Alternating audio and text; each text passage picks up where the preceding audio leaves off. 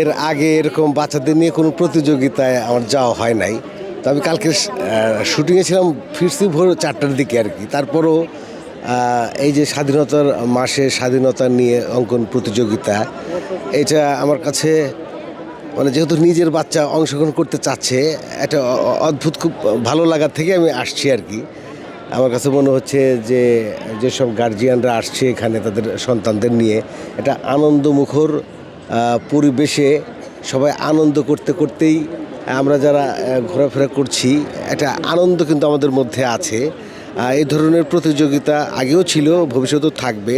তবে এরকম একটা পরিবেশের আগে আমি কখনো আসিনি আর কি। বসুন্ধরার ফুল পরিবেশটা তো আসলে সুন্দর, এতগুলা মানুষ যে আসছে।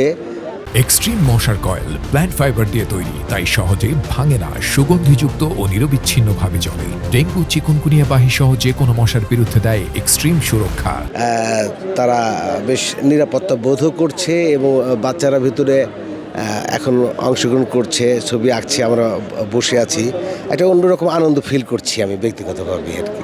আমাদের দেশ থেকে তো আসলে আমরা ছোটোবেলা যেমন দেখেছি যে প্রত্যেকটা দিবসে এলাকায় এলাকায় অনুষ্ঠান হতো, এটা এক ধরনের উঠে গেছে। তো বসুন্ধরা গ্রুপকে ধন্যবাদ জানাতে চাই যে এই রকম একটা চমৎকার পরিবেশে বাচ্চাদেরকে এনে এরকম প্রতিযোগিতায় অংশগ্রহণ করাচ্ছে।